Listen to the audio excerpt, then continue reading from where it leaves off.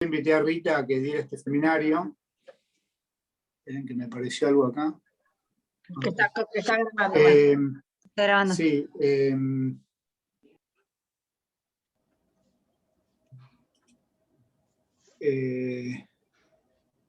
Para que diera un seminario interno a propósito de 3 recientes publicaciones de su grupo en revistas del área de plantas, que yo no conozco en detalle, pero que estuve chusmeando, que son muy buenas revistas, y la verdad que es muy bueno que haya podido consolidar en tan poco tiempo trabajo que se ve que es de algunos años anteriores, ahora ya nos va a contar.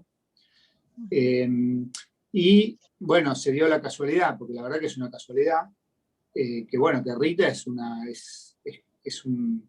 lo que se podría decir una nacida y criada en el INGEVI, ¿no? Porque empezó de muy joven, ya de apenas salida de la facultad. Ella estudió ciencias biológicas en exactas y hizo el doctorado, fue a hacer el doctorado al INGEVI, que en ese momento era un programa.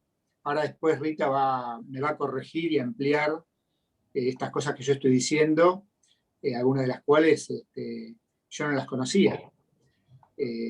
A pesar de ser compañeros por tantos años, uno siempre descubre detalles importantes, ¿no?, en la vida de los colegas y compañeros que uno no los conoce, como el otro día cuando Belén dio su charla magnífica cuando la incorporaron en la Academia de Ciencias de Córdoba, que también contó cosas incluso de nuestra época compartida como becarios en el ININFA, y yo no recordaba o no las viví de la misma manera que las vivió ella. Así que es interesante este tipo de charlas en donde ponemos en la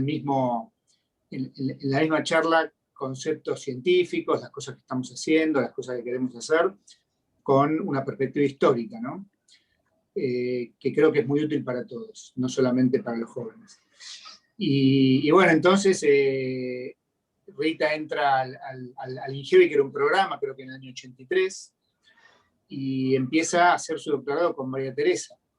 Y creo, según la información que tengo, que fue la primera becaria doctoral de María Teresa. Después todo lo que yo digo está sujeto a correcciones.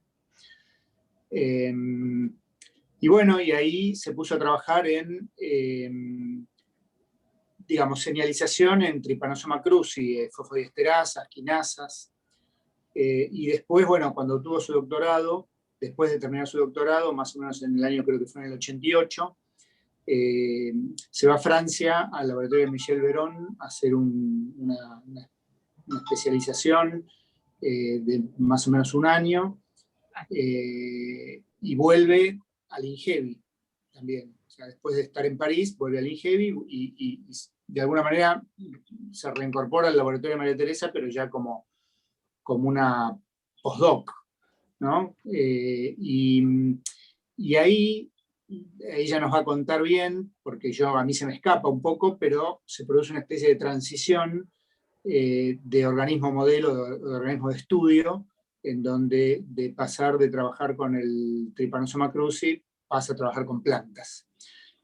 Siempre en transducción de señales, siempre enfocada a señalizaciones en donde hay enzimas que fosforilan, que desfosforilan, y luego, bueno, también hubo como un proceso de maduración de su ciencia, y que vino de la mano de un proceso como de independización, en donde empieza a tener ya su propio grupo de trabajo, con sus propias líneas, en una transición que, por lo que uno puede ver curricularmente, ocurrió a lo largo de un tiempo. Ella ahora va a contar, supongo que esas cosas también.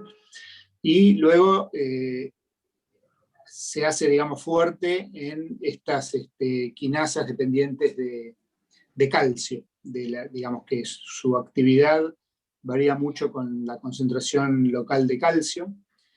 Y bueno, y esos son los trabajos más recientes de Rita, también de años anteriores, y en una interfase Rita, yo creo que, y esto por ahí sería bueno que también lo cuentes, Rita ha pasado de una fase puramente básica a abrirle un ojo a aplicaciones biotecnológicas. Y cómo con los conocimientos sólidos y fuertes de la ciencia básica puede intentar resolver problemas como, por ejemplo, el estrés salino en papas o algún otro que también va a contar. Rita, bueno, es investigadora principal del CONICET y además es profesora asociada de la Facultad de Ciencias Exactas y Naturales, está en el Departamento de Química Biológica, o sea, una especie de enroque conmigo, por ejemplo, que estoy en un departamento de biología, pero soy químico, y ella es bióloga y está en un departamento de química, pero bueno, es parte de lo que pasa en la facultad. Y eso también se puede explicar, porque también la historia de las disciplinas de la biología molecular y demás vino desde la química y se transformó y se trasladó a la biología. Y ella es profesora de una materia, creo que seguí siendo profesora de Análisis Biológicos 1, que hace ya más de 10 años, o más o menos 10 años, que es profesora asociada. Pero yo la recuerdo a Rita, y la primera vez que la vi a Rita fue cuando yo cursé regulación metabólica, que ella estaba ya terminando su doctorado y yo empezándolo. Y como contó Belén el otro día, y eso es parte digamos, de la historia del faro que iluminaba ciencia para todos lados, que fue el INGEBI en aquellos años, en donde el Doc, Mirta y todos los que trabajaban en el INGEBI eran conscientes que dominaban un saber que pocos lo conocían y que todos lo necesitaban. Y venía gente de cualquier lugar a aprender de las clases, en particular de regulación metabólica, era una materia que la armó Mirta y la llevó adelante, y los trabajos prácticos se producían en el laboratorio de Mirta, que en ese momento era un laboratorio que lo compartía, digamos, Mirta, el Doc y la Tere, ¿no? Porque el INGEBI era muy chiquito en esa época en cuanto a espacio, fue creciendo con el tiempo. Y yo recuerdo de Rita que era un excelente, digamos, jefe de trabajos prácticos. Nosotros éramos un montón, bastante bulliciosos, bastante lieros, y era difícil mantener al grupo, y ella muy, muy organizada, muy concreta. Y recuerdo una frase de Rita, que ahora voy a explicar por qué lo digo. Rita en un momento dijo, en una de las clases, dijo, bueno, ojo que lo perfecto es enemigo de lo bueno. Dijo, ¿no? Y yo me quedé pensando en esa frase, lo perfecto es enemigo de lo bueno. Entendí un poco qué quería decir, no hice un análisis semántico muy profundo, pero lo que me llamó la atención después es que esa frase la escuché muchísimas veces y la sigo escuchando. O sea, mucha gente dice esa frase en diferentes contextos. Y yo cada vez que la dicen me acuerdo de Rita. O sea, es medio raro, pero la tengo como en mi memoria, donde hay una cara, un nombre y esa frase.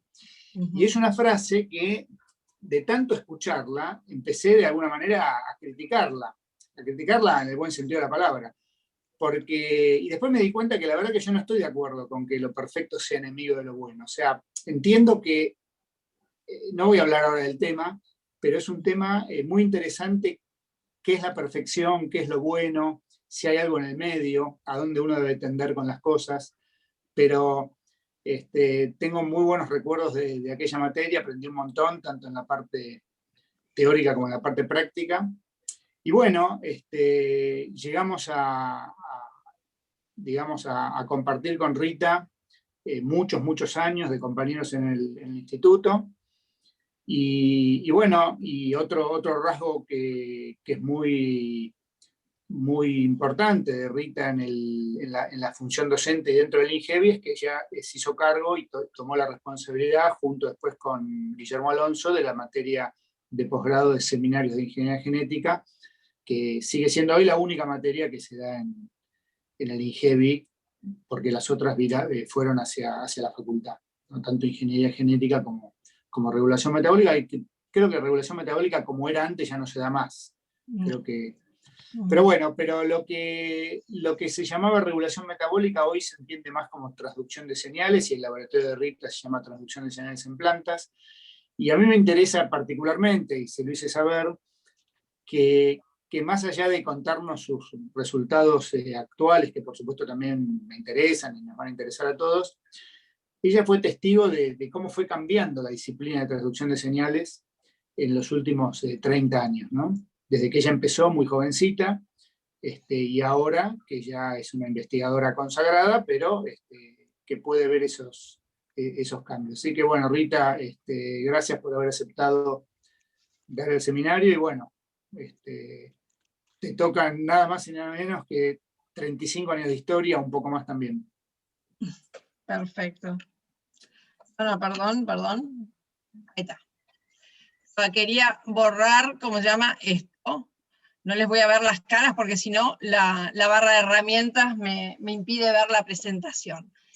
Bueno, ante nada, gracias Marcelo y Belén por haberme invitado a dar un seminario en este ciclo tan particular y especial que es el homenaje al DOC.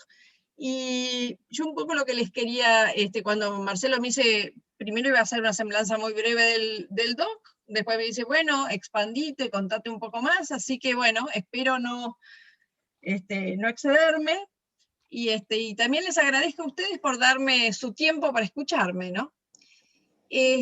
Bueno, una de las fotos que me mandó Ale fue del DOC en el 82, ¿no? Ese fue cuando yo lo conocí al DOC. Yo me recibí de biología en exactas en julio del 82, y en ese momento entré a hacer una pasantía en la CONEA, en un laboratorio que trabajaba sobre ratones NUD y cáncer.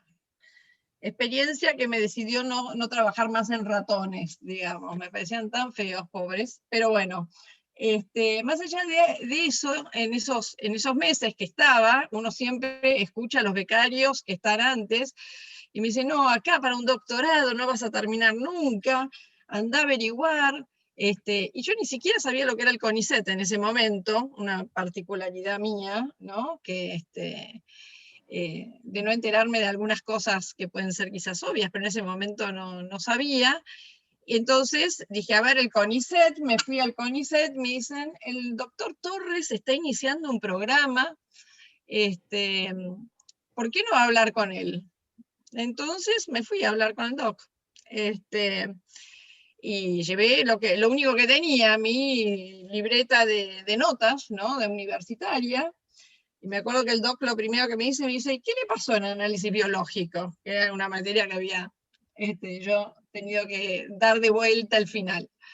Pero bueno, ahí el doc me presentó a la beca y ingresé en el 83 al INGEBI, ¿no? Que se estaba recién creando, que era parte de Campomar, en realidad, entré a lo que era todavía Campomar, como decía Marcelo, el INGEBI era un programa, recién en diciembre del 83 se convirtió en un instituto, y a partir de ahí Campomar se mudó al nuevo edificio, y nosotros nos quedamos en lo que era el INGEBI, ¿no es cierto? Bueno, el doc, como dijo Marcelo, era un visionario y era un gran bioquímico. Ya lo saben todos, ya lo han comentado, ¿no es cierto? Sabía mucho. Una de las cosas que me encantaba del doc era que él tenía un pequeño fichero, no sé si se deben acordar ustedes, donde si uno tenía una duda, estaba como todo metido en ese fichero. Entonces decía, bueno, doc, tengo que preparar a Tepe, bueno, acá está, entonces te daba el fichero, la ficha correspondiente que decía esto o lo otro, o tengo que hacer esta reacción y qué sé yo, cómo podría medirla, bueno, yo me acuerdo que el Eluard no sé qué hacía, entonces iba al fichero y te daba la reacción acoplada, o sea que realmente era un gran bioquímico. Y cuando ingresé, quien me empezó a dirigir fue Tere, ¿no es cierto? Y Tere sabía en ese momento, sobre todo de fosfodiesterasas, en neurospora crasa, y empezamos a trabajar con las fosfodiesterasas. Y después nos metimos en las quinasas, ¿no? Y entonces hubo un momento, que Tere se debe recordar, no me acuerdo exactamente qué año, creo que se ausentó un mes, un poco de tiempo, Y acababa de salir un paper donde Rangel Aldao decía que la quinasa, la PKA, la quinasa dependiente de AMP cíclico, no existía en Trypanosoma cruzi. Y el doc le pareció que sí existía. Entonces me dice, Rita, ¿por qué no se pone? Entonces fue unos meses donde todos los días, ustedes, si se acuerdan, cuando uno trabaja en simología, ¿no? Y medís la reacción, una de las cosas lindas que tenés es que ese mismo día, a la noche, a la tarde o al rato, tenés el resultado, que lo vas viendo mientras sale la tira del contador de centelleo. Entonces, no sé si ven mi cursor, pero yo le decía al doc, mire, yo tengo un pico de actividad quinasa que está acá, y se activa, pero se activa la nada misma. La PKA de mamíferos se aumentaba su actividad como 10 veces. Y una y otra vez repetí esto, y después hicimos binding de AMP cíclico, y le digo, bueno, pero yo le creo, porque esto lo hice 20 veces y siempre tengo esta diferencia. Entonces, bueno, seguimos trabajando con eso, y una de las cosas así que fue bastante importante fue que hicimos el primer Western blot. ¿Por qué les digo esto? Porque en ese momento en el Heavy nadie hacía Western blot, y estaba Enrique Mesri, que era quien, no sé dónde había aprendido el Western blot, pero él fue quien me hizo la técnica, por lo cual él participa en este paper, y con gran alegría vimos que el anticuerpo contra la subunidad regulatoria de corazón reconocía la subunidad regulatoria de Cruzi. Así que bueno, este fue un paper que formó parte de mi tesis, que además fue muy importante en ese momento. Yo lo expuse, entonces buscando las cosas, les quería comentar también que nosotros cuando mandábamos los papers a publicar, no hacíamos los gráficos en Excel, sino que los hacíamos en su momento en papel milimetrado, y después Malarini, Norberto, nos hacía los dibujos, y sacábamos las fotos a los dibujos. Así que este es un dibujo hecho por Norberto, que luego formó parte de mi tesis, bueno, y publicamos este trabajo en el BJ. Fue un lindo trabajo, y yo este trabajo lo presenté en la SAIB del 85 de Huerta Grande, porque me puse a buscar fotos, y las pocas que encontré es esta. Esta es de la SAIB número 21, donde justamente estaba mostrando este trabajo, y que supongo que Silvia Moreno o Susana Pacerón habrán sido los que hacían las preguntas, porque eran los que siempre iban a nuestras cosas sobre la PKA. Bueno, Me encantó el puntero láser, Rita. Sí, el láser de la mano. Claro, el puntero láser está bueno, está bueno. Esto fue como una retrospectiva de volver a vivir y de la tecnología, ¿no? Lamento si los aburro en algún momento, pero bueno. Y esto formó parte de mi tesis doctoral. Y les quiero hacer un comentario de mi tesis doctoral, ¿no es cierto? Sobre regulación de fosfodiesterasas y quinasas de proteínas en Trypanosoma cruzi. Mi tesis doctoral fue, junto con la de Ale, la de Clarita, la de Valentina, las primeras que se escribieron en computadora, porque hasta ese momento se hacían en máquina de escribir. Y entonces había una única computadora en el INGEVI, que estaba en el tercer piso, al lado de lo que es ahora mi oficina. Entonces había una secretaria que escribía con una velocidad increíble, que era Adriana Urman. Entonces nosotros le dábamos nuestros papeles, nuestros apuntes manuscritos, y Adriana los pasaba a la computadora. Y después sacábamos un turno, íbamos con la tele arriba, y corregíamos, editábamos, porque esa computadora era para todo el mundo. Tenía el sistema Era un monitor monocromático ámbar, ¿no? Sí, y tenía, el sistema era el X y right, ¿viste? Entonces vos tenías que poner acento en la A, tenías que, no sé cuántas, el A, 1, 2, 3, alt, no sé qué. Bueno, la cuestión es que esa fue mi tesis doctoral, una alegría bárbara haberla hecho en esa computadora. Y el otro día, justo yendo a la casa de mi padre, a ver, hay algo que se me interrumpe. justamente encontré las fotocopias de la tesis, por eso le saqué la foto. Y yendo a tu frase que ahora rebobino, Marcelo, la frase... Tu frase. La frase, lo perfecto es enemigo de lo bueno, era una frase de mi padre, que la primera vez que me la dijo, yo estaba estábamos limpiando la pileta, me acuerdo, y yo estaba con un gran entusiasmo limpiando 30 centímetros cuadrados, y viene mi padre y me dice: Rita, lo perfecto es enemigo de lo bueno, no vamos a terminar nunca de limpiar esta pileta si seguís con ese entusiasmo cubriendo las cosas. Así que esa frase me acompañó muchas veces y creo que yo la apliqué.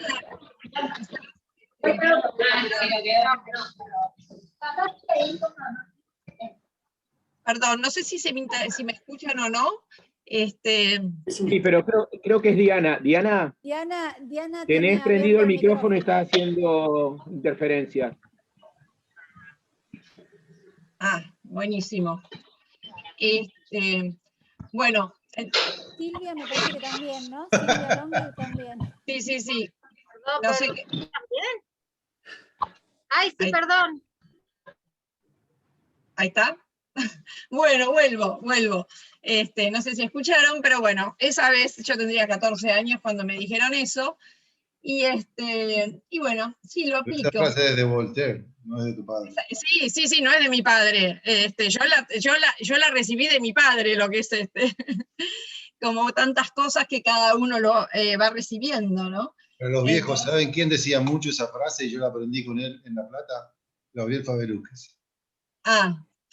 Perdón. Bueno, tal cual. Bueno, mi viejo me decía eso, ¿viste? Rita, lo perfecto es enemigo de lo bueno. Hay ciertas cosas que hay que ponerse el objetivo y ver. A veces no podemos llegar en toda la perfección.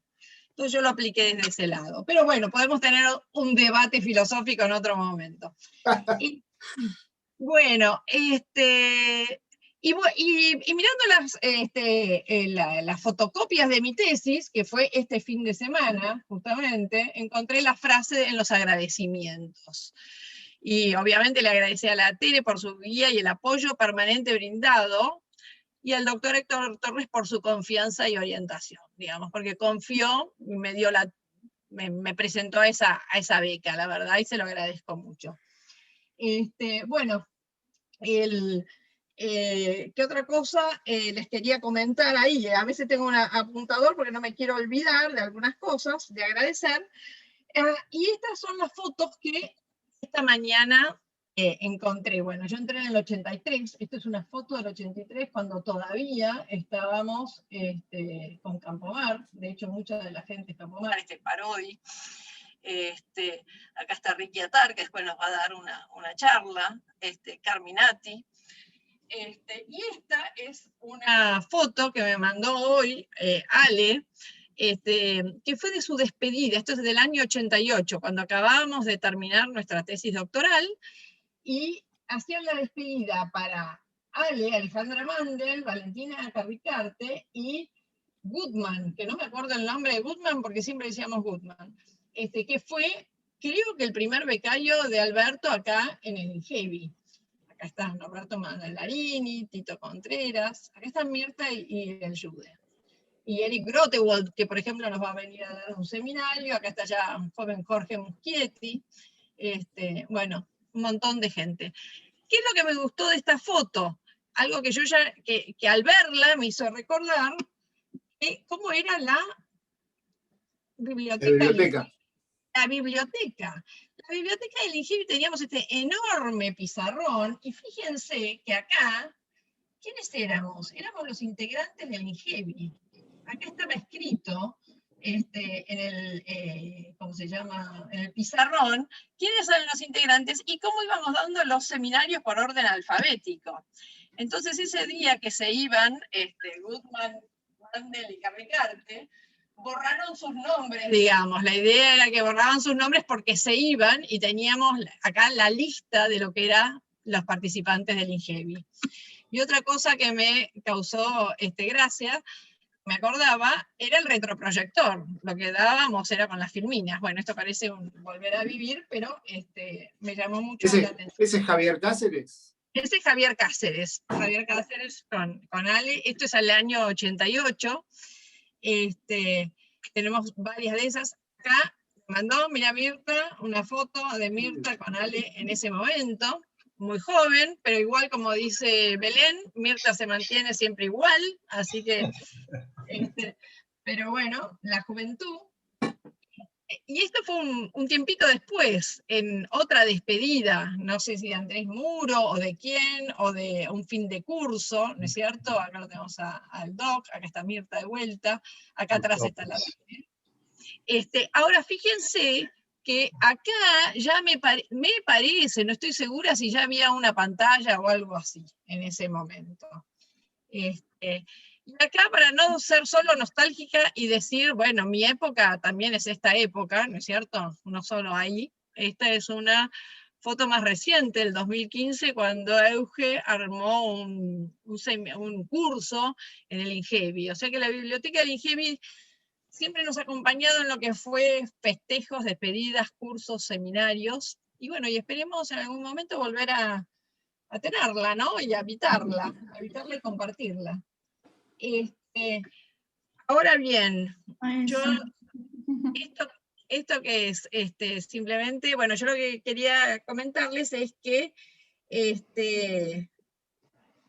pienso que un poco, vamos a la anterior, más que nada, ¿no? Pero yo decía, bueno, cada uno de nosotros somos un poco lo que amamos, ¿no? Y somos el fruto de nuestras decisiones.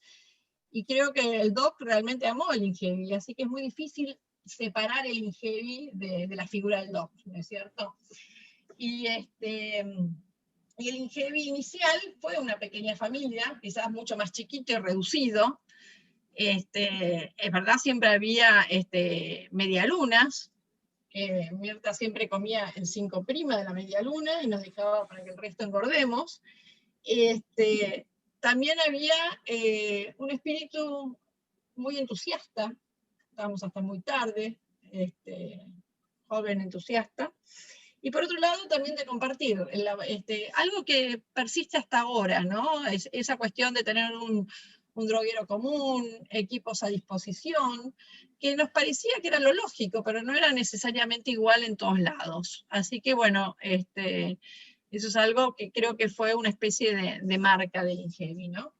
Y cada uno tendremos nuestras visiones del INGEVI particulares y nuestras miradas, y bueno, yo tengo la mía, y el INGEVI me acompañó desde el 83, son mis amigas, acá cuando así que Mirta del Doc estudió en mi casamiento, en el 92 una SAIB, yo ya acá estaba embarazada de mi segundo hijo, mis hijos son parte de mi vida, y el INGEVI me acompañó, perdón que me están llamando, pero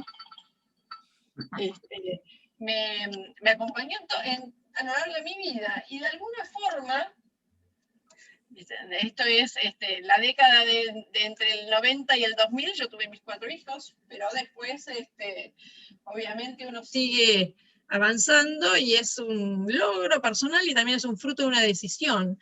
Pero básicamente le quiero agradecer acá a Tere, ¿no? Porque creo que me permitió compatibilizar lo que es la vida profesional de alguna forma con la vida personal. Así que bueno, esta es una foto de la Tere, que no solo le agradezco eso, sino que también le agradezco esta glicina de mi terraza, que provino de una semilla que me regaló Tere con la plantita, ¿no es cierto? Así que bueno, esto es un comentario en particular, ¿no es cierto? Que a veces podemos desarrollar las dos cosas. Quizás lo perfecto es enemigo de lo bueno, y no fui perfecta, ¿no es cierto? Claramente. Nadie es perfecto. Pero nadie perfecto, pero bueno, hicimos lo que pudimos. Yo les quería compartir, porque lo encontré yo soy una persona que junta cosas y guardo, les quería compartir esta tarjeta. Esta tarjeta es de algún momento previo a que el 4 figurase en nuestros números de teléfono, que googleé por internet y fue en el 99, pero posterior a que tengamos mail. Porque cuando yo me fui al... Proteus. Sí, Proteus. Cuando yo terminé mi doctorado en el 88, me fui a Francia, estuve un tiempo corto en Francia, y ahí cuando llegué lo primero que me dijeron es, te voy a mostrar lo que tenemos. Ahora tenemos mail. Y yo decía, ¿qué es esto? Acababan de ponerlo en el Pasteur al mail. Y yo con la única persona que podía usar el mail era con Alejandra Mandel, única persona conocida, ¿no? Que estaba en Estados Unidos, porque en la Argentina no estaba el mail todavía, no había llegado. Y bueno, y en la figura teníamos el mail, el internet, etc. Pero ¿por qué les pongo esta tarjeta? Porque en el reverso de la tarjeta, con la letra del doc, él hizo una listita, no sé por qué la tengo esa listita, de cromosomas, elementos, lambda, cósmidos, qué sé yo. Y yo decía, bueno, esto los podemos ver como contenedores de información, ¿no? Como códigos que uno tiene que descifrar, como herramientas de ingeniería genética. Y pensé, bueno, esto es lo que nos une a la gente del INGEVI. Las ganas de descifrar, de aprender, utilizando la biología molecular y la ingeniería genética. ¿No es cierto? Y espero que en ese logro, ¿no? De tratar de generar conocimiento, también hayamos generado un poquito de sabiduría en algún lugar de nuestras vidas, ¿no es cierto? Y creo que también nos une las ganas de compartir nuestro conocimiento y nuestros logros y de formar gente. Y pienso que un poco eso es lo que hizo el doc cuando creó el INGEVI, compartir el conocimiento y formar discípulos, ¿no es cierto? Entonces, bueno, respecto de este pequeño homenaje, los quería terminar con... Tere me dio dos de las fotos de la biblioteca, me las dio María Teresa. Y me dio una tercera foto, que la conocen todos porque está en el INGEVI. Esta foto es cuando al doc le dieron el primer sitial de la Academia de Medicina. Entonces dije, a ver, ¿en qué fecha fue esto? Acá está vos, Marcela, hay un montón de... un joven Guille, ¿no es cierto? Ese día googleé y en el diario de La Nación decía, primer sitial académico para la bioingeniería. Una joven disciplina con aplicación en los problemas de la biología y la medicina lo ocupa el doctor Héctor Torres, ¿no es cierto? Y me gustó especialmente lo que dijo el doc, y me gusta recordarlo así. El doc, en ese momento, eso es lo que figuraba en el diario, yo no tengo tanta memoria, pero dice, me considero un hombre afortunado porque se me brindaron oportunidades únicas. Tan únicas como haber concretado casi la totalidad de mi carrera científica en mi país, o como haber aprendido a hacer ciencia junto a los doctores Bernardo Usay y Luis Federico Leloir. Pese a las muchas dificultades, pude hacer ciencia en la Argentina y mi país me preparó para ello. Por lo menos hoy me siento profeta en mi tierra. Y bueno, y así me gusta recordarlo al doc, ¿no? Como un profeta en su tierra.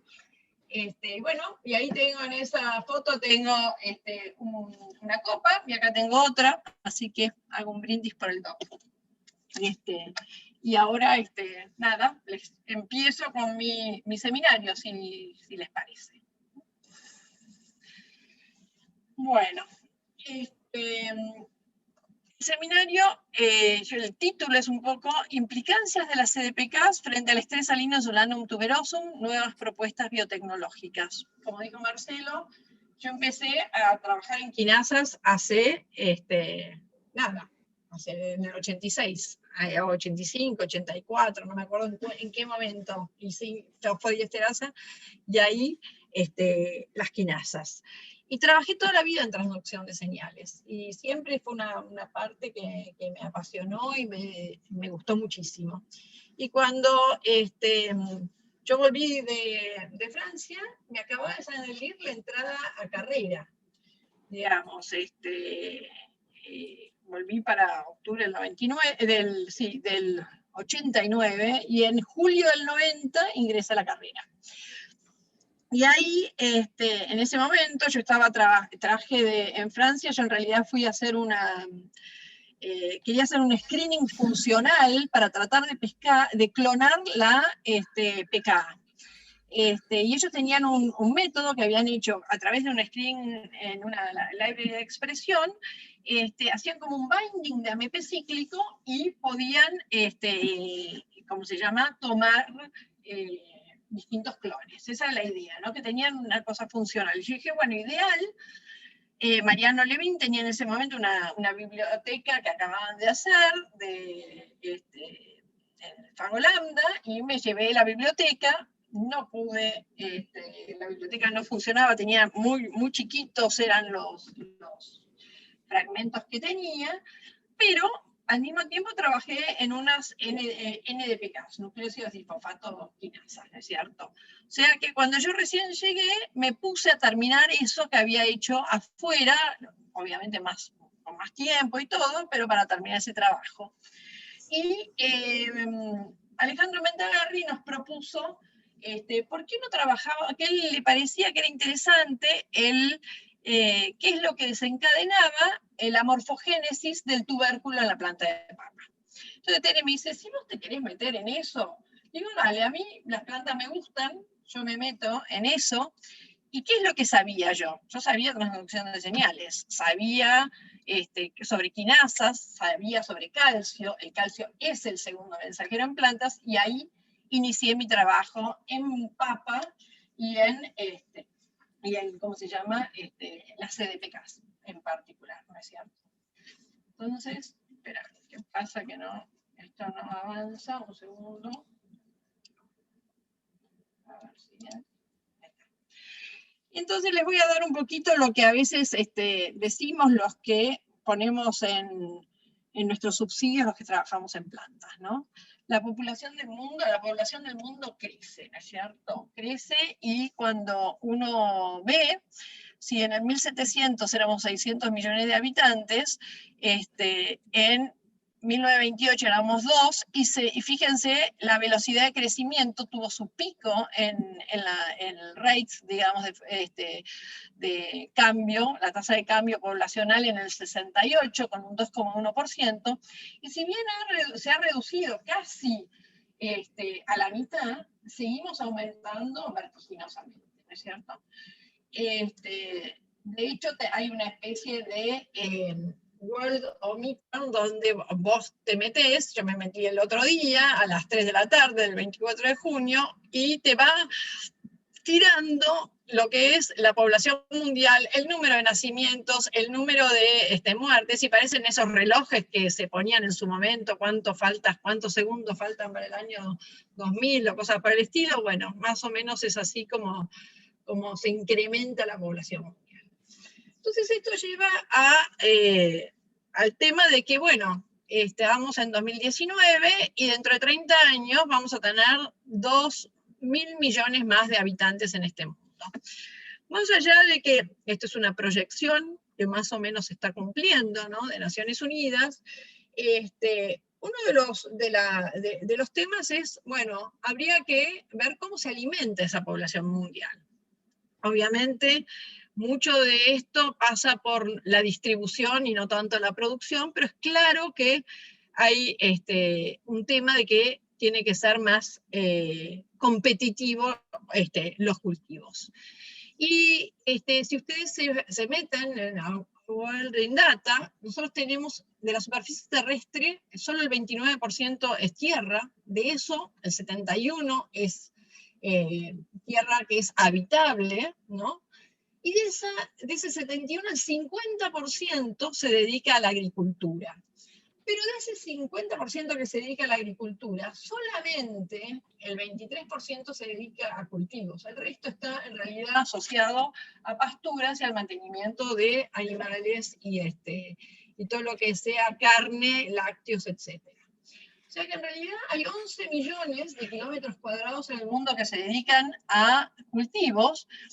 Y ustedes se fijan, esto es en 1700, cuando había 600 millones de habitantes en la Tierra, y esto es el incremento que tuvo en billones de hectáreas, está dado en este caso, la superficie dedicada al cultivo. Es decir, se incrementó, pero si la población se incrementó casi 12 veces a esta altura, esto no se incrementó 12 veces. O sea que hay que optimizar el rendimiento de cada cultivo. Por otro lado, si vemos en el mundo, bueno, la Argentina es un país agrícola, y cuánto tenemos nosotros dedicado a los cultivos son 149 más o menos millones de hectáreas de la Argentina se dedican a esto. Y creen que cada vez que muevo la barra de herramientas, por lo visto se me tilda algo. ¿No es cierto? Y la otra cosa que les quería mostrar es que de estos 11 millones de hectáreas, prácticamente 700 millones de hectáreas se dedican a cereales. La mayor parte se dedica a cereales. Luego hay algo a lo que sería la cosecha gruesa, ¿no? Girasol, maíz, etc. Y es increíble el incremento que han tenido en muy pocos años los cultivos oleaginosas, y esto se debe fundamentalmente a China y la soja, ¿no es cierto? Pero ¿cuánto se le dedica a lo que son verduras, frutas, etcétera? No es mucho lo que se ha incrementado a lo largo del tiempo. Y cuando miramos los cultivos, esto nos encanta decir a los que trabajamos en papa, cuando uno mira los cultivos alimenticios, el primer cultivo es el arroz, obviamente por la población asiática sobre todo, el segundo es el trigo, pero el tercero es la papa. O sea que la papa realmente es un cultivo fundamental para lo que es la alimentación. ¿Por qué es fundamental? Porque, bueno, es rica en carbohidratos debido al almidón, tiene proteínas de alta calidad, entre ellas la patatina y inhibidores de proteasas, tiene vitamina C, tiene minerales, y además está muy ligado a lo que es la historia digamos, a partir del descubrimiento de América, ¿no es cierto? Entonces, la papa es una solanácea, de las solanáceas es la única capaz de producir tubérculos. En realidad es una dicotiledonia anual, pero por esa capacidad de reproducirse a través de tubérculos en forma clonal, realmente podría hasta considerarse perenne, ¿no es cierto? En el inicio del ciclo de vida, el tubérculo madre genera la planta. Muchas veces los agricultores lo que hacen es sembrar pedazos de papa, no necesariamente la papa como sí. Y entonces es la fuente de nutrientes, ese tubérculo madre, que genera la planta, y luego al final del ciclo esos fotosintratos se acumulan nuevamente en los tubérculos, que va a ser la forma de producción y, bueno, y de rendimiento en el caso del cultivo agronómico, ¿no es cierto? La otra cosa que me gusta de la papa es que tiene una oda de Pablo Neruda, que es preciosa y es larguísima, y yo solo les puse un pedacito, pero lo que me gusta es que habla de la papa, ¿no? En tu lluviosa tierra originaria, pero es una universal delicia, ¿no es cierto? Y es un tesoro interminable de los pueblos, porque realmente pasó a ser una cosa muy importante en el alimento. Y bueno, y un detalle lo podemos ver en lugares tan dispares, pero por ejemplo, en el Palacio de Sanssouci en Potsdam, en Inglaterra, a Federico II el Grande, que justamente fue un visionario y introdujo el cultivo, sobre todo para el alimento. Todos los días los alemanes van y le ofrendan papas en la tumba, ¿no? En la tumba donde él pidió que lo enterrasen ahí, fue como 200 años después que llevaron su cuerpo ahí, pero bueno, es interesante. Así que la papa tiene historia. Todos los que trabajan en papa y Phytophthora hablan de lo que fue el fracaso de 2 cosechas con la migración de los irlandeses a Estados Unidos. O sea que es un cultivo que tiene ángel para mí, a pesar de ser media tosca y no muy bonita. Bueno, ¿cómo es la producción de papa en el mundo? En los países, obviamente, hay países muchísimo más fuertes en papa que nosotros. Nosotros producimos 2,5 millones de toneladas, esto es del 2018. Y en la Argentina, si lo vamos a ver, se distribuye en distintas regiones. Pero básicamente el núcleo es, por un lado, Córdoba, y por otro lado, Balcarce, ¿no es cierto? Esta es una foto de un cultivo de papa en el área de Balcarce. Y el tema es que uno cuando habla de un cultivo puede hablar de rendimiento potencial, lo que te daría el cultivo, en el caso de que todas las condiciones sean perfectas, que no haya plagas, pestes, que llueva en el modo adecuado, etc. Y el rendimiento potencial en la zona papera de Balcarce es de 88 toneladas por hectárea. Pero la realidad es que esto, depende del año, oscila entre 30 y 60 toneladas por hectárea. Entonces realmente es un interés, o cuando tenemos que escribir la relevancia del problema es que habría que mejorar este rendimiento potencial. ¿Y cómo disminuye el rendimiento potencial? Bueno, como en cualquier planta hay un montón de factores que influyen, contaminantes, inundaciones, falta de nutrientes, la luz, altas o muy bajas temperaturas. En la papa, patógenos, entre ellos Phytophthora infestans, que todavía sigue teniendo un efecto muy importante. Esperen que de vuelta con esto. Pero yo me voy a referir al déficit hídrico. La papa es un cultivo que requiere mucha agua. Y el déficit hídrico, obviamente, como primer cosa, lo podemos tener a través de la sequía, pero también la salinidad juega un papel muy importante en el déficit hídrico, ¿no es cierto? Entonces les voy a contar brevemente algo de la salinidad. Bueno, esto que me había olvidado. La Argentina es el tercer país en el mundo con mayores áreas de suelos salinos. Y el suelo salino tiene algo ya dado por la naturaleza, que puede ser salino, y hay otro componente que es muy importante, que es el riego. Digamos, el riego mal utilizado genera suelos salinos.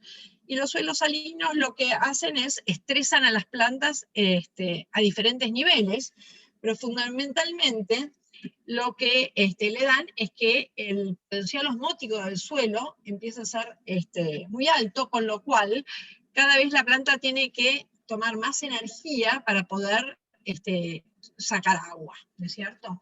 Entonces, si ustedes se ven esta pequeña diapositiva, en un suelo no salino el agua útil es mucho mayor que en un suelo muy salino, y algo que incide directamente es en el crecimiento de la planta. ¿Qué es lo que hace la planta? Entonces, frente a la salinidad, disminuye el agua disponible, disminuye la conductancia estomática, porque una de las cosas primeras que hace la planta es cerrar sus estomas, y aumenta la toxicidad por iones, fundamentalmente sodio y cloruro. Entonces, frente al estrés salino, lo que ocurre es que la planta tiene que generar, ¿cómo se llama?, distintas estrategias para, porque lo que surgen son las especies reactivas de oxígeno, que nos inducen daño al ADN, nos inducen problemas a nivel de la fotosíntesis, nos inducen daño a nivel de mitocondriales por el cambio en el estrés osmótico. Entonces, bueno, todo esto redunda en esa disminución en el crecimiento. ¿Me están escuchando? Sí. Perfecto, por las dudas, porque yo dije de golpe estoy hablando sola.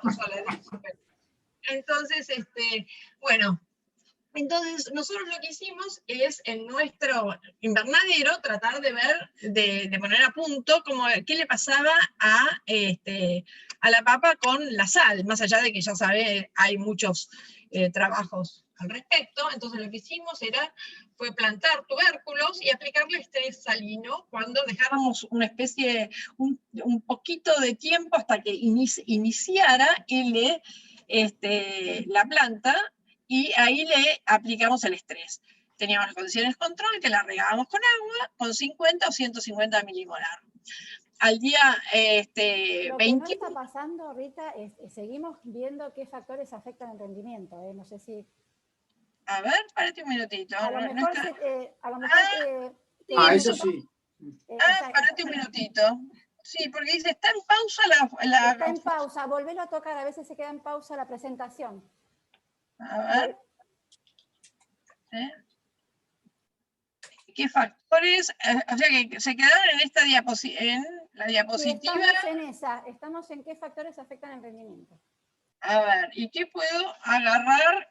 Y si dejo de cualquier... Por su función de compartir, la pantalla está en pausa. Nueva función. ¿Qué puedo hacer? Compartir. Salí de compartir y volví a empezar. Claro, a ver. A ver, ahí creo que está. Ahí cambió. ¿Habían visto lo del librito ¿no es cierto o no? No, eso no lo habíamos visto. Ah, bueno. Entonces, lo que les comentaba es que en este libro justamente lo que hacen, hablan sobre lo que son los suelos salinos en la Argentina, que les comentaba que es el tercer país después de Rusia y Australia con mayor extensión de suelos salinos, ¿no es cierto? A ver, y ahí no me comparte, vamos a mirar, a ver si, siguiente, ahí la ven, ¿sí, no? Sí. Sí. Entonces, bueno, les comentaba esto del agua útil que en un suelo no salino dispone la planta y cómo esto se va disminuyendo tremendamente a medida que va incrementándose la sal en el suelo, ¿no es cierto? Entonces hay una disminución en la salinidad. Lo que hace la planta para defenderse, por un lado, es que como tiene menos agua, ¿qué hace? Cierra los estomas para perder menos, digamos, menos hidratación por ahí, por así decirlo, pero con eso, ¿qué es lo que hace? Deja de poder fijar el dióxido de carbono, con lo cual disminuye la fotosíntesis. Y además se incrementa la toxicidad por iones, fundamentalmente sodio y cloruro. Entonces yo estaba acá cuando Silvia me avisaste de que no estaban compartiendo mi pantalla. Entonces las plantas frente al estrés salino básicamente inhiben su crecimiento y se desencadena un estrés oxidativo muy importante. Entonces aumenta muchísimo las especies reactivas de oxígeno, esto provoca daño en el ADN, reduce la fotosíntesis por un lado, por lo que les había hablado antes de los estomas, pero luego por la acumulación de ROS en los cloroplastos. Aparte, el ingreso de ese violento de sodio también entra en la célula más allá y altera el equilibrio osmótico, con lo cual se agrandan y se hinchan mitocondrias y revientan, ¿no es cierto? Entonces lo que tenemos es fundamentalmente un importante estrés oxidativo. Acá está esta barra que no sé cómo hacer para que no se vea y que me tapa todo, pero bueno, no importa. Bueno, mayor producción de especies de oxígeno, toxicidad por iones, estrés osmótico. Entonces, de vuelta, cada vez que muevo la barra se me impide seguir normalmente. Y acá era lo que les estaba contando sobre el experimento que hicimos concretamente en papa para ver cómo afectaba el estrés salino en nuestro invernadero. Entonces, aplicamos distintos estreses. Esto es lo que se regaba la planta o con agua o con soluciones de 50 o 150 milimolar cloruro de sodio, y después medíamos la conductividad eléctrica del suelo. Y un suelo se considera salino cuando su conductividad eléctrica está por encima de 3.9 o algo así, o 3 y pico. La papa es un cultivo que es moderadamente sensible a la salinidad, entonces en 3 y pico tiene, más o menos lo tolera, pero cuando aumenta un poquito más, ya cae sensiblemente su producción.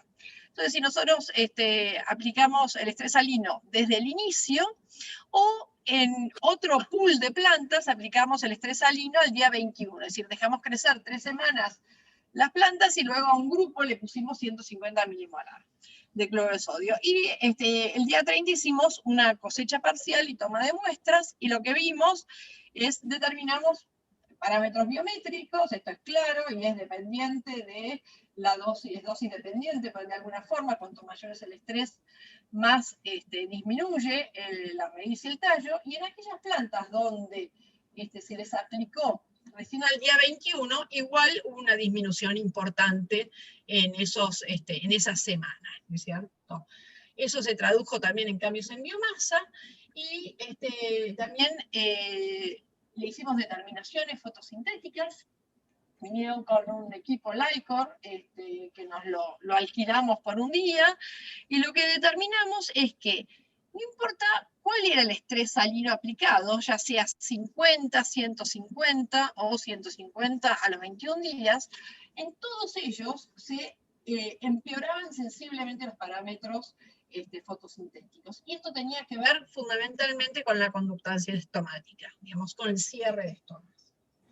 Y el tema es que esto se reflejaba en menor rendimiento, es decir, algunas muestras nosotros las seguimos dejamos en particular las plantas control y las plantas a las que les habíamos aplicado el estrés al día 21, las dejamos tuberizar y luego vimos a ver cuál era el rendimiento. Y el rendimiento tuvo un cambio sensiblemente menor, además de que los tubérculos eran distintos, el peso fresco de los tubérculos era diferente, o sea que realmente había una disminución importante.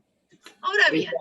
Rita, perdón, una pregunta. Cuando vos haces cuando haces la cuantificación de las medidas que mostrabas antes, de biomasa, longitud, ¿cuánto está afectado eso por la deshidratación? O sea, que está perdiendo agua, o que realmente está afectada, no sé, alguna característica celular de ese bulbo. ¿Me explico? Sí, mira, la verdad es que no hicimos un análisis, ¿cómo se llama? El tubérculo se empieza a formar una vez que la planta pasa un determinado momento de su ciclo, y ahí lo que hace es enviar los fotosintatos que estaban en las hojas, digamos, al tubérculo. Entonces, si hay una reducción de la biomasa, eso indirectamente impacta en cuánto se va a poder llenar el tubérculo luego, ¿no es cierto? Porque no sé si tiene que ver con yo creo que el defecto es que si la planta en su estado vegetativo, digamos, cuando todavía no empezó a formar tubérculos, está muy reducida en su tamaño, eso redunda en un mal rendimiento. Pero no te sabría contestar qué le pasa a nivel celular, digamos, no hice a ver cómo estarían las células. No sé si eso contesta tu pregunta. Sí, gracias. Y otra pregunta, ya que estás. Cuando vos cambiás la salinidad del medio, ¿eso termina impactando, por ahí lo vas a charlar después, pero en la metastasis del calcio de ese bulbo interno? Digo, porque vos hablaste de un desbalance de sodio y potasio intracelular. Yo digo, los otros iones, en particular el calcio como segundo mensajero o alguna otra cosa, ¿también se ve modificado o tiene una regulación independiente? A nivel de lo que es contenido de calcio, no se ve modificado, que yo sepa. Lo que sí se ve modificado es lo que es la transducción de señales, que es un poco lo que les iba a contar ahora, ¿no es cierto? Porque, digamos, el calcio es el mensajero que sensa la salinidad, entre otras muchas cosas que sensa el calcio, ¿no? Pero entonces un poquitito, nuestro objetivo era mejorar la productividad del cultivo y desarrollar cultivos tolerantes a salinidad. La realidad es que las plantas, una capacidad de una planta halófila, digamos la que le gusta el terreno salino, es reducir su crecimiento. Y está muy bien para la planta, lo que pasa es que si vos querés un cultivo agronómico y querés rendimiento, obviamente no te sirve.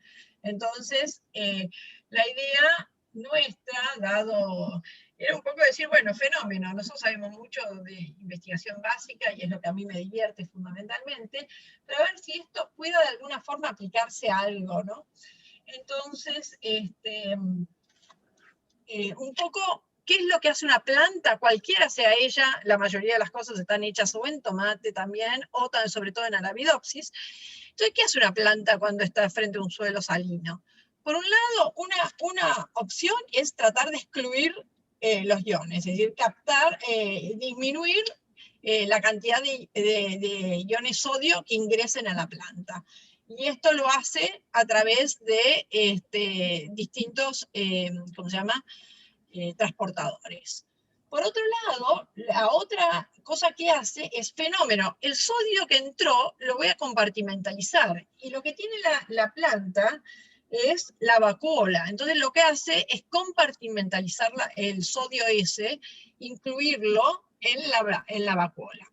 Por otro lado, el sodio lo que te produce es un estrés osmótico, entonces lo que hace es sintetizar solutos compatibles. Entonces uno de los solutos compatibles básicamente es la prolina, ¿no es cierto?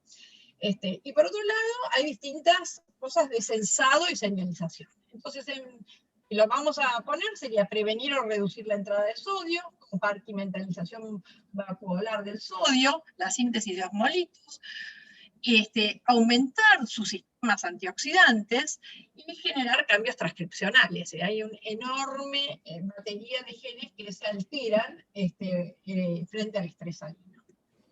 Ahora bien, en el caso particular de la transducción de señales en respuesta a la salinidad, si nuestra señal externa es el estrés salino, una de las cosas que genera el estrés salino son ondas de calcio de propagación muy rápida que van de raíz a vástago, cubriendo una larga distancia a una velocidad de 400 micrómetros por segundo. O sea que hay todo un sensado de calcio muy importante, y es uno de los modelos que se utilizan en los grupos que trabajan con calcio y con imaging de calcio sobre todo. Y además, la otra cosa que recibe son señales internas. Tenemos dos hormonas en plantas. ABA es el ácido abscísico, es la hormona del estrés. Y que responde y que se ocupa, por ejemplo, de la hormona que genera los cambios a nivel de los estomas, por ejemplo. Y el etileno también es una hormona que participa en procesos de estrés, y en realidad lo que hace el etileno, entre otras cosas, es reducir el crecimiento de la planta, ¿no es cierto? Ahora, bueno, estas señales son captadas por receptores específicos, ¿no es cierto? Y generan a su vez otros segundos mensajeros estos receptores, que son ROS por un lado, que por un lado el burst oxidativo puede actuar a su vez como señalizante, ¿no es cierto? Y estímulos de calcio. Y en plantas hablamos, y en muchos otros lugares, de las firmas de calcio, que en realidad, como al DOC no le gustaría, pero el AMP cíclico acá no funciona como segundo mensajero. Y el segundo mensajero, por excelencia en la planta, es el calcio. Entonces, una duda es decir, bueno, fenómeno, si es el segundo mensajero que sirve para todo, ¿cómo es que hago para que sea específico? Y esto se debe a que cada estímulo, de alguna forma, esa es la propuesta, genera una firma especial de calcio, de una intensidad, duración, frecuencia, etcétera, que va a ser decodificada por una proteína sensora. Dentro de las proteínas sensoras en plantas tenemos 4 grandes familias. Tenemos la calmodulina, igual que en toda la escala evolutiva, las calmodulin-like, que son exclusivas de plantas. Después tenemos un complejo que es calcineurina B-like, binding protein, ¿no es cierto?, que se une a unas quinasas que interactúan con este dominio CBL, con esta estructura CBL, y tenemos las CDPKs, que son las que yo estudio. Estos receptores, además de activar proteínas sensoras que nos van a activar una cascada de señalización, provocan cambios de actividad y de expresión. Y dentro de los factores de transcripción que están involucrados, están los ABF, que es algo en la que trabajó el grupo de Daniela, con Noelia, los Wirky, MIPS, NACS, DREPS y ARFs. Esos son los factores de transcripción que están involucrados y que hay mucha bibliografía sobre el estrés salino. Y finalmente da una respuesta final, y la respuesta final es la generación de osmolitos, la de un sistema antioxidante, cambios a nivel de expresión, etc. ¿No es cierto? Acá un paréntesis y algo de la evolución del toolkit de calcio en la señalización en plantas, ¿no? Entonces, fíjense que en realidad las plantas vienen desde las algas y luego conquistan la tierra, ¿no es cierto? Entonces, este punto de conquistar la Tierra es un punto muy estresor, digamos, o que por lo menos genera situaciones a las cuales no se habían visto expuestas antes. Entonces, lo que vieron, y lo comparaban con los animales, es que a lo largo de la evolución hay una disminución en la diversidad de lo que sería el toolkit de señalización del calcio, y un aumento en la abundancia, es decir, hay pocas familias con muchos miembros, esa sería la idea. Entonces, dentro del influjo de calcio tenemos 5 tipos de canales. A diferencia de los animales, tiene la vacuola también como gran depósito de calcio, no solo para compartimentalizar el sodio, como les contaba antes. Tiene muchas diferentes bombas y transportadoras que son las que regulan el eflujo de calcio, y entonces entre el influjo y el eflujo nos dan estas firmas de calcio. Y tenemos estos sensores, y en particular yo les voy a hablar de las CDPKs. Si ustedes se ven este grupo, lo que hizo es el grupo de Kudla y Hetherington, que trabajan mucho en calcio. Lo que ellos vieron es que las proteínas sensoras de calcio aumentan tremendamente a partir de que la planta entra al, ¿cómo se llama?, a conquistar el territorio terrestre, ¿no?, o la Tierra. Y estas familias de CDPK son grandes familias con muchísimos miembros que se dividen en distintos subgrupos, ¿no es cierto? Esta expansión se dio, por un lado, por genome-wide duplication, que sería la poliploidización, o también por duplicación segmental de genes, o duplicación de partes dando genes parálogos. Pero lo curioso es que normalmente cuando algo se duplica, uno se imagina que uno de los genes se queda con esa función y el otro va evolucionando. Y en el caso de las CDPK, lo que ven es que son muy conservadas realmente. Mismo entre los genes parálogos tiene un altísimo porcentaje como que de similitud, con lo cual parece como que hubiera habido una presión de selección importante para mantener la función de estas CDPK. La CDPK ya lo habrán visto en un montón de mis seminarios, pero nada, es un monómero. Este monómero tiene un dominio N-terminal variable, que es sujeto a distintas oscilaciones, y esto lo que hace es modificar la ubicación de esa proteína a nivel subcelular, si se asocia a membrana, si va a alguna organela, y un detalle, la miristoilación, que la mayoría de las CDPK se miristoilan, pero no todas, es cotraduccional, mientras que la palmitoilación, que realmente es lo que une al calcio, une a la membrana, es reversible. O sea que es un punto de regulación de las CDPK. Por otro lado, tenemos un dominio quinasa característico de cualquier quinasa, que tiene 2 lóbulos, un lóbulo N, un lóbulo C, un dominio autoinhibitorio que bloquea el sitio activo de la enzima, y un dominio tipo calmodulina, que tiene 4 sitios IF-HANS. Un detalle de los IF-HANS es que, bueno, tenemos hélice, loop, hélice, y dentro del loop hay los aminoácidos 1, 3, 5, 7, 9 y 12, que son los que coordinan el ion calcio. Esto se los digo respecto de uno de los papers que vamos a comentar. Bueno, entonces, el estímulo de calcio, el modelo propuesto, es que en bajas condiciones de calcio, este dominio tiene gran afinidad por el calcio, con lo cual siempre está casi unido, y que cuando incrementa el calcio, el cambio conformacional se da cuando se une el calcio al otro grupo, el otro par de IF-HANS. Lo que decimos, los que trabajamos en CDPKs, es que la gran ventaja que tiene es que esto tenga un dominio sensor y un dominio transductor en la misma molécula, con lo cual me da mucha velocidad de respuesta. Y de hecho, las CDPK son sensores transductoras, ¿no es cierto? Y en particular, en los estreses abióticos, se las ha visto muy involucrados en lo que es apertura estomática, a través de regulación de canales, básicamente. Son mediadas por el ácido abscísico, digamos, la regula.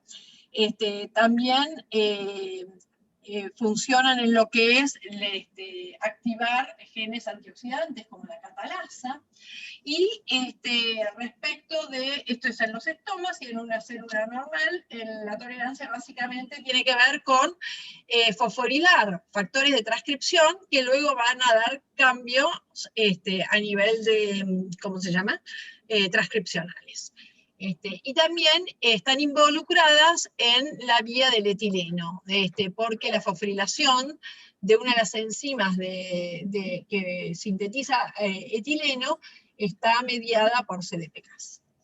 Bueno, la otra cosa que se vio es que la sobreexpresión de CDPK había brindado tolerancia al estrés salino en plantas de Arabidopsis, de arroz, etc. Entonces, bueno, mi grupo, un último tema, es que en el 2011 apareció el genoma de papa. Y esto fue un cambio increíble, porque hasta ese momento no teníamos un genoma de la papa, entonces uno iba clonando. De hecho, yo la primera CDPK la cloné a través de una library de expresión de tubérculos que me mandaron de Escocia, un grupo con que yo después trabajé bastante. Pero todo era a pulso, ¿no? Cada cosa que había que clonar, había que ver en homologías con otras plantas o qué sé yo. Pero bueno, en el 2011 se hizo esta base de datos que es públicamente disponible. En ese momento nosotros ya habíamos trabajado con estas 3 isoformas que son del grupo 2A, y justo Eli entró al laboratorio en ese momento, y lo que hizo fue identificar la familia de papa, esto ya se los conté hace un montón, y trabajó con la CDPK7, que en su rol frente a Phytophthora, tema que no nos ocupamos hoy. Pero entre las cosas que vimos es que había un grupo de CDPKs que resulta que no tenían, en vez de 4 sitios IFHAN, tenían 3 sitios IFHAN. Entonces, bueno, cuando Marcelo entró al laboratorio, se puso, digo, bueno, ¿por qué no caracterizamos este grupo, isoformas de este grupo, ¿no es cierto? Y fue su tema de tesis, ¿no es cierto? En el momento, él ya había identificado 26 miembros. Cuando hicimos algo de bioinformática, esto en realidad lo hicimos casi a final de la tesis de él, ¿no? Y ver cuáles eran bien característicos este grupo de genes, vimos que el tomate, que es prácticamente colinear el genoma con la papa, tenía 6 miembros en ese grupo y la papa teníamos solo 5. Entonces dijimos, esto es medio raro, y fuimos a ver, y además están en las isoformas que son ortólogas, están en los mismos cromosomas, y en el cromosoma 9 de papa había solo un pedacito de CDPK. Esto en realidad es un error de ensamblado del genoma, porque si yo después voy con esa secuencia de tomate al NCBI y blasteo, encuentro el gen de papa. Entonces en realidad no está formado por 26 miembros, sino por 27 de la familia CDPK. Entonces nosotros lo que hicimos es caracterizar este grupo, y en particular hicimos árboles filogenéticos con las isoformas de arroz, como monocotiledonia, y Arabidopsis como di, más tomate. Y lo que vimos es que esta cuestión de que no tuviera los 3 sitios estaba también muy presente en los otros miembros. Entonces fíjense, acá en gris clarito le pongo, estas isoformas no carecían de ¿cómo se llama? IFHAN. No es que carecían del IFHAN. En realidad lo que ocurría es que el IFHAN había una mutación en alguno de los aminoácidos que coordinan el calcio. Entonces las distintas isoformas o habían mutado este glutámico o un aspartico, digamos, que es habitual el aspartico por una glicina o una lisina, y dejaba de ser funcional, no podía coordinar el calcio correctamente. Lo que hicimos esto era mucha bioinformática, analizar los intrones, exones, ver cómo se habían incorporado intrones y exones intrones en algunos momentos particulares. y vimos que este grupo 3B1 que habíamos iniciado tenía genes, estos genes que son todos parálogos, tanto en papa, en tomate como en Arabidopsis, y este grupo tenía, todos ellos tenían este IF-HAND que fallaba, ¿no? Mientras que otros miembros de otros subclados tenían, en vez del primero, el segundo IF-HAND mutado. Entonces, bueno, la idea era cómo respondían al calcio. Entonces, lo que hizo Marcelo básicamente es clonar y producir las proteínas recombinantes, y analizamos tanto la isoforma 22 como la 24, y vimos que si bien la 22 en nuestras manos, yo no digo que sea inactiva, pero en nuestras manos no tuvo actividad la isoforma 22, eso le pasó a otra gente, qué sé yo, había un grupo que trabajaba en tabaco y la isoforma 6 y 7 es un gen parálogo y la 6 no tiene actividad y la 7 sí, pero nunca sé si es que no tiene actividad o si en nuestras manos, cuando se hizo esa recombinante, no tuvo actividad. Pero bueno, de hecho no tuvo actividad, no variaba ni con calcio ni con EGTA, pero sí lo hizo la 24. Estos son distintos experimentos donde hicimos, y esto se determina con Syntide, que es un péptido comercial, y cuando poníamos EGTA, disminuía la actividad. Y si usábamos histona, se veía efectivamente que también disminuía con EGTA esa capacidad de fosforilar histonas. Y si hacíamos con distintas drogas que compiten contra la calmodulina, también disminuía su actividad, y lo mismo con algunos compuestos que específicamente inhiben a CDPK. Entonces, la verdad es que si bien no tenía un aumento enorme del calcio, hay otras isoformas que aumentan 10, 12 veces, esto por lo menos 3 veces se activaba esta isoforma en presencia de calcio. Y lo que analizamos también es su autofosforilación. Y también la autofosforilación, sobre todo la 24, era bien claro que aumentaba en presencia de calcio. Entonces hicimos electroforesis bidimensionales, y vimos que cuando se incluía el calcio había un shift importante en la migración de esta proteína. Entonces lo que hicimos fue analizar los fosfopéptidos, y lo que vimos es que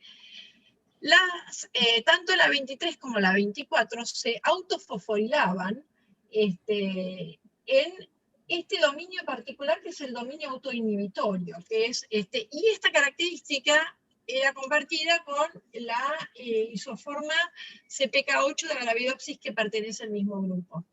Y hay varios trabajos donde analizan cuáles son los residuos que se autofosforilan, y solamente las del grupo 3, que son estas que no tienen esos sitios de IF-HANDs funcionales, se fosforilan en este sitio.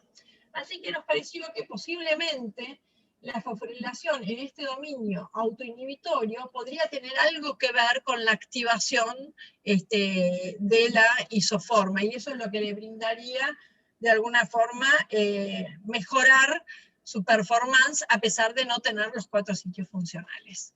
Por otro lado, lo que sí vimos es que la isoforma 24 también se autofosforilaba en 2 sitios solo en condiciones de calcio, porque esto era como una autofosforilación basal. Le hiciéramos con EGTA o con calcio, aparecían estos residuos autofosforilados. En cambio, solo en condiciones de calcio se autofosforilaban estos. Como les había dicho anteriormente, las CDPK tienen un rol bastante importante en lo que es salinidad.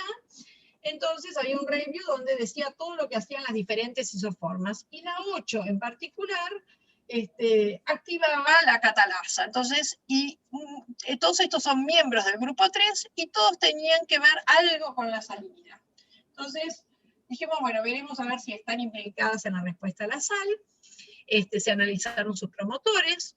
Estos son tienen varios sitios para factores de transcripción involucrados en el estrés salino. Hicimos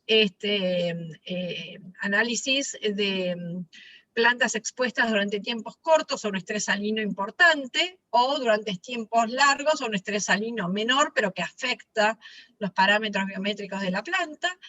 Y a tiempos cortos vimos que la subunidad, la isoforma 24, aumentaba mucho su actividad.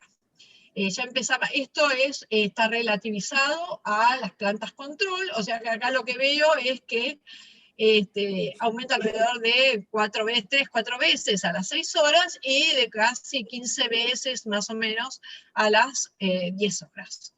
Mientras que si la planta estaba expuesta un tiempo largo, en realidad lo que ocurría respecto de la planta control era una inhibición, y no había un cambio muy importante entre la 22 o la 24, ¿no? Pero había una disminución, si queremos, de la actividad. La otra cosa que hizo Marcelo fue tratar, ¿sí? Perdón. Bueno, sigo hablando, no sé si alguien me había preguntado algo. Tratar de ver qué pasaba en plantas de tierra, acá ya con la capacidad de poder separar entre hoja, tallo y raíz, y lo que vio es que había un incremento inicial en tallo y raíz a las 2 horas que luego se traducía en hojas. Esto era simplemente la conductividad eléctrica que habíamos hecho. Entonces, este trabajo, en realidad esto fue una caracterización de 2 isoformas, muy bioquímico, muy básico, y bueno, no hemos hecho nada respecto, más allá de saber que hay una de ellas que participaría en el estrés salino, no hemos avanzado más a nivel biotecnológico con esta, pero sí escribimos el paper. Marcelo defendió su tesis, la defendió el año pasado, así que el festejo fue por una llamada de WhatsApp, y escribimos el paper durante el año pasado, donde caracterizábamos estas isoformas específicas. Entonces, bueno, ahora les voy a continuar un poquitito con las otras isoformas que nosotros trabajábamos. Yo les comenté que trabajábamos con una isoforma, la 1, 2 y 3, las habíamos clonado hace tiempo. Eso fue un trabajo en su momento de tesis de Verónica Gianmaria, donde había caracterizado esta isoforma, era súper activa. En un trabajo que combinamos con Daniela y Noelia, vimos que esta isoforma era capaz de fosforilar a estos factores de transcripción dependientes de ABA, y lo activaban e interactuaba con ABA. Entonces nos parecía que era una buena candidata para analizar el estrés. Y además era muy parecida, era homóloga a una CDPK que yo había caracterizado hace tiempo con José Chico, que hicimos un trabajo lindísimo, ¿cómo se llama? De tomate, y que trabajaba en la respuesta a patógenos. Entonces era una isoforma que era muy activa, y que respondía fuertemente al estrés. Entonces en ese momento Franco estaba haciendo su doctorado y preparó las plantas transgénicas que sobreexpresaban a la CDPK2, y plantas GUS donde el promotor de la CDPK2 estaba arriba del gen reportero GUS. Entonces teníamos estas 2 herramientas cuando entró Ceci al laboratorio. Entonces yo lo que le dije es, bueno, ¿qué va a pasar? Quiero que analicemos cómo estas plantas responden a la sal respecto al wild type, ¿no es cierto? Entonces ella, por un lado, midió el aumento de expresión al nivel de cambio del mensajero de la CDPK2 en las plantas wild type, y analizamos las plantas GUS. Simplemente Franco hizo de la 1 y de la 2, y Carolina Grandelis había hecho del promotor de la 3. Entonces en ese momento caracterizamos el nivel de expresión. La 2 se expresa muchísimo en hoja, eso ya lo sabíamos, y en los tips de las raíces. Y si uno analizaba los factores de transcripción que se unen a estos sitios que tienen el promotor, la 2 tenía muchísimo más elementos de unión a factores de transcripción de respuesta a estrés que las otras 2 isoformas. Entonces, también lo que probamos es con las plantas GUS exponerlas a tiempos cortos con 150 milimolar cloruro de sodio, y lo que veíamos por fluorometría, cuantificábamos que efectivamente aumentaba su expresión en respuesta a la sal. Por otro lado, hicimos QPCRs y veíamos que no solo aumentaba, sino que aumentaba, esto es a 2, 4 y 6 horas, aumentaba muy rápido, y aumentaban antes que, por ejemplo, estos genes que codifican para las enzimas de síntesis y degradación de prolina. Entonces era algo que se activaba muy tempranamente en la respuesta salina. Y se acuerdan que yo les había comentado este protocolo que habíamos hecho de distintas aplicaciones de estrés salino en plantas de maceta, a las que le medíamos conductividad eléctrica. Entonces en estas plantas también le medimos el nivel de la 2. Y veíamos que si el tiempo, digamos, yo lo que hice fue, estuvimos mirando estos gráficos y dijimos, cuando ya la planta está durante mucho tiempo expuesta a un mismo estrés, no cambia esta isoforma, es como que de alguna forma ya no responde.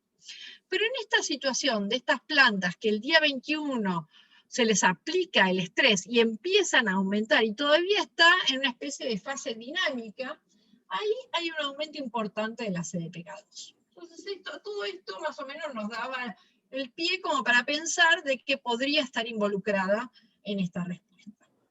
Entonces, lo que se hizo fue analizar las líneas CDPK2 in vitro.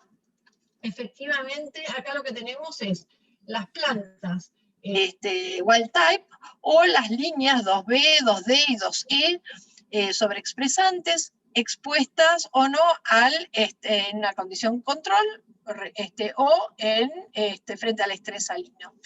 Y en todos los casos, fíjense que tenían una mejor performance, es decir, había mejor el tamaño del tallo, más importante el tamaño de la raíz, un poco mayor el número de hojas, mayor las unidades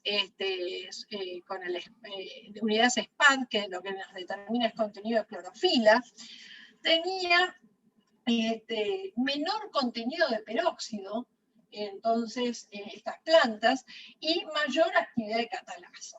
Entonces, en general tuvieron un mejor desempeño en condiciones salinas.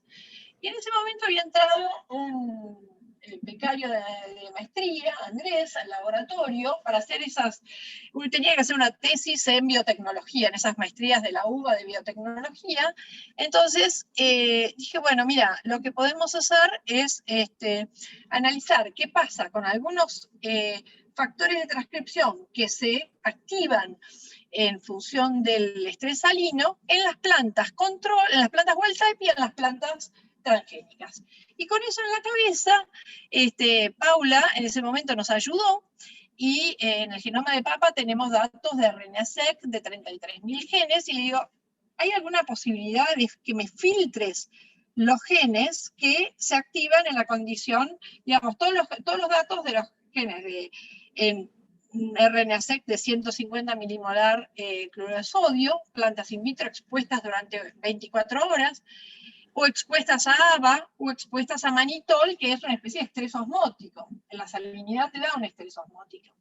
Fíjense la cantidad de genes que se activan, hay alrededor de 6.000 genes que se activan en estas condiciones de estrés salino u osmótico. Mientras que el ABA, que es una de las hormonas de estrés, hay unos 2.000 genes que se inducen, y son muchos más los que se reprimen en el caso de ABA. En los otros casos hay pocos genes que se reprimen. Entonces, con esos datos que me dio Paula, dije, bueno, vamos a mirar a ver cómo es la relación entre la situación del tratamiento y la situación control, y sobre estos genes lo que vamos a tomar son factores de transcripción. Y de ese modo llegamos a WIRKI y a ERF5, ¿cierto? Como dos factores de transcripción que se activaban en condiciones de estrés. Entonces lo que hicimos es verificar qué pasaba in vitro con estos factores de transcripción, y efectivamente aumentan. Esto, acuérdense siempre que estamos viendo nivel de cambio, o sea que estamos relativizando a la planta en condición control. Esto es la planta wild type, o sea que efectivamente ese aumento que veíamos en los datos de RNA-seq lo corroboramos nosotros en esta condición.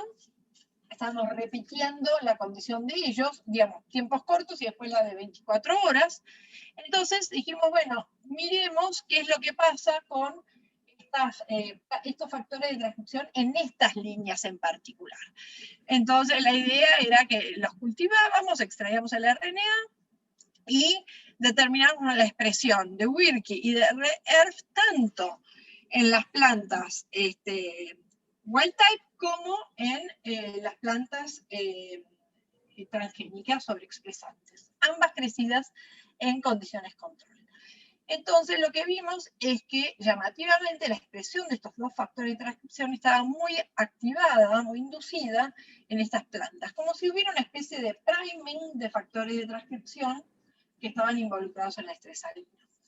Eli colaboró mucho guiándolo a Andy, y también la otra cosa que se le ocurrió fue, bueno, veíamos un efecto de la clorofila, como habíamos visto con las unidades SPAD, pero obtuvimos, puso a punto un protocolo donde cultivábamos las plantas, pero teníamos un bajo N de las líneas transgénicas, las rusticamos, obtuvimos hojas y hicimos el ensayo en discos de hoja. Y efectivamente, en las líneas, ¿cómo se llaman? Transgénicas, tenían un mayor contenido de clorofila total, además de clorofila IB, ¿no es cierto? Bueno, esta publicación, este trabajo, el año pasado nos dedicamos a escribirlo. Entonces, digamos, si nosotros, resumiendo un poquito, la salinidad nos da ROS, toxicidad iónica, estrés osmótico, desequilibrio de fitohormonas, cambios metabólicos, y eso se traduce que en la planta de papa tiene un menor crecimiento. Y nosotros vimos que cuando la CDPK está sobreexpresada, de alguna forma se activan mecanismos de tolerancia, con lo cual la clorofila es más estable y mejora la fotosíntesis, y hay mayor actividad de catalasa, lo que se traduce en un mantenimiento de los niveles normales de ROS, más allá de la inducción de los factores de transcripción. Bueno, este paper lo publicamos en febrero de este año, nos lo aceptaron, y es el rol positivo como que tiene esta isoforma frente al estresalina. Entonces, el año pasado, si los canso mucho, después me dicen y termino, por favor. Pero el año pasado hicimos algo de bioinformática, que era lo que podíamos, y dijimos, bueno, teníamos los datos que habíamos hecho con Paula, entró, bueno, Iván empezó a colaborar con nosotros en ese momento, y ahora forma parte de nuestro grupo, y el genoma de papa durante el año el 2020 cambió todo. Digamos, cambiaron los nombres de los genes, cambiaron la forma de presentar los datos de RNA-seq, que antes se hacían como FPKM, ahora era por TPM.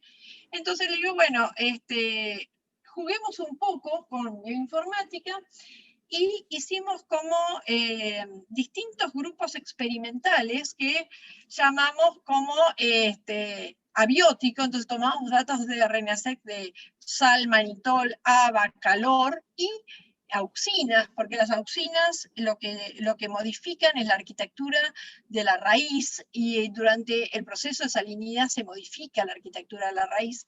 Entonces, la idea era hacer estos grupos de genes y comparar qué genes estaban upregulados o downregulados en condiciones que nosotros decíamos, estas son abióticas, o esto tiene que ver con hormonas, esto es auxinas, ABA y BTH, que es un análogo del salicílico, que es una hormona frente al estrés biótico, o condiciones bióticas que eran RNA-seq hechos con fitóftora o con Wunding, primario o secundario. Entonces lo que hicimos es compaginar todos estos datos y decir, a ver, ¿habrá algo común que no importa cuál sea la condición de estrés, se activa en esto, en todos los casos? Y vimos que se regulan en todos los casos 49 genes en particular. Y se downregulan 29. Pero bueno, nosotros nos focalizamos en lo que se upregulaba. Y en lo que se upregulaba, resulta que, le hicimos por Gene Ontology, caracterizamos estos genes, y en particular nos llamó la atención una categoría que era de inhibidores de proteasas. Esta categoría nos llamó la atención, bueno, a mí por un lado, porque yo ya había trabajado con inhibidores de proteasas una vez que ganamos un proyecto de hacer microarrays con justamente el genoma de papa, y hicimos en condiciones distintas de brotes expuestos a luz u oscuridad continua, y vimos que había unos inhibidores de cisteína proteasas que se activaban, pero se activaban 20 veces de una forma impresionante en esa condición de oscuridad extendida. Entonces, bueno, como todo lo que uno conoce, a uno le llama la atención, dijimos, bueno, a ver, miremos un poquitito más estos genes. Y entonces vimos que había 5 tipos de inhibidores. Los inhibidores eran 3 de tipo Kunitz. Los inhibidores de proteasa de tipo Kunitz son como multifacéticos, porque inhiben no solo a proteasas de un solo tipo, sino de serina, de cisteína y de ácido aspartico.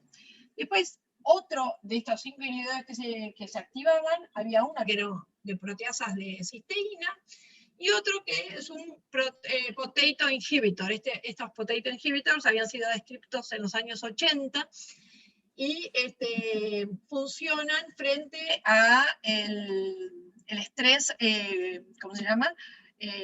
Cuando es devorada la planta por el insecto. Entonces lo que hace es, actúa impidiendo que digiera bien la larva del insecto y de esa forma protege a la planta. Si uno ve este juego de proteasas e inhibidores, están en miles de cosas involucradas. O sea que es algo muy importante y tendrían una función dual. Tienen una función para regular lo que es la proteólisis endógena y asociado a lo que es el desarrollo y la fisiología de la planta, y un rol frente a situaciones de estrés, tanto bióticas como abióticas. Lo que más se había visto era como su papel frente a insectos, ¿no es cierto? Entonces lo que hicimos dentro del año de la bioinformática fue analizar cuáles eran los inhibidores de proteasas del genoma de papa. Tiene 142 inhibidores de proteasas, están distribuidos en todo el cromosoma, pero fundamentalmente están concentrados en el cromosoma 3, los 3 del tipo Kunitz estaban en el cromosoma 3, hay otra, esto es densidad de genes en el cromosoma 6 y otro en el cromosoma 9. Y lo que vimos es que estos 3 de tipo Kunitz, que son los que son tan multifuncionales, estaban ligados a un QTL de resistencia a P-infestans, digamos, ¿no es cierto? En el cromosoma 3, en la banda de 43 megapares de bases. Entonces, bueno, hicimos todo esto en bioinformática, pero seleccionamos estos 3 inhibidores. Fíjense que son moléculas proteínas relativamente chicas, no tienen intrones, y son extracelulares, tienen un dominio, un péptido señal que la manda a retículo y de ahí a extracelular o al lisosoma. Y bueno, estos fueron datos que estuvo generando Iván y que va a empezar y que ya empezó con el clonado, intentando clonar y repetir que efectivamente estos estén involucrados. La idea un poco es ver que es una gran herramienta biotecnológica, pero cómo puede alterar la proteólisis endógena. Entonces ver hasta qué punto realmente sirve. Pero bueno, nació de alguna forma una línea el año pasado, gracias a la bioinformática. Y por último les voy a hacer un pantallazo. Esto es nuestra última esta línea surgió por observación, y esto realmente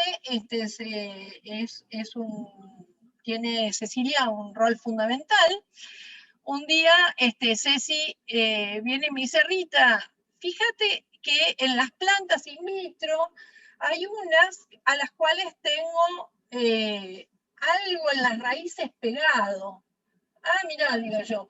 Pero me dice, lo que me llama la atención, que esas plantas, que tienen la misma edad que estas son las que tienen las raíces naranjas y estas son las que no los tienen, mirá cómo crecen mucho más, y yo las repiqué el mismo día. ¿A vos te parece? Ceci venía había hecho su tesina en un microorganismo promotor del crecimiento, me dice, ¿a vos te parece que será algo? Le digo, bueno, dale, si te divierte, buenísimo. Entonces, bueno, aisló este microorganismo de las raíces de las plantas. Esto es el aspecto de este microorganismo. Obtuvo la secuencia del 16S, ribosomal, y vio que pertenece al género de Metylobacterium. Todo una cosa nueva para mí, que no tenía ni idea de la microbiología, ¿no es cierto? Entonces dijimos, bueno, ¿será un PGPR esto realmente? Y acá son estos datos que ustedes ya lo vieron en su momento, donde lo que vimos eran plantas de papa, crecidas en condición control-osalina, y las comparábamos a las plantas de papa en control-osalina, pero inoculadas con Metylobacterium. Y claramente Metylobacterium respecto de la sal mejoraba sensiblemente, cualquiera sea, ya sea la clorofila, la longitud del vástago, la longitud de la raíz, el número de hojas, la biomasa, era claramente que le confería tolerancia. Y si vos lo mirabas a la lupa, lo que veías es que lo que aumentaba muchísimo en la planta de papa eran los pelos radiculares. Había y los pelos radiculares justamente lo que tienen es que la posibilidad de captar nutrientes del medio, ¿no es cierto? Entonces dijimos, bueno, esto no es como Medicago, Rhizobium, que es una interacción específica, vamos a ver si también actúa sobre Arabidopsis, y efectivamente en Arabidopsis vimos que mejoraba muchísimo tanto, sobre todo la densidad de raíces laterales. Y era, ¿cómo se llama? La actividad catalasa, esto es en una condición salina, en una planta wild type, era mucho más alta, como si tuviera que trabajar mucho más para degradar ROS que en el caso de que estuviera inoculada. Entonces, claramente, Metylobacterium mitigó el estrés en ambas plantas. Entonces, nosotros lo que dijimos es, bueno, vamos a mandar a secuenciar este genoma.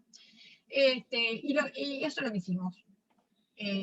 Secuenciamos el genoma, vimos la cantidad de secuencias codificantes a las cuales le asignamos, ¿cómo se llama?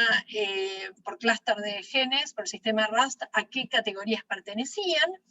Y uno de los que nos llamó muchísimo la atención, y que es algo que yo quiero estudiar ahora, son que tiene un enorme número de proteínas vinculadas con la motilidad, y en particular están estas methyl accepting chemotaxic proteins, estas MCPs.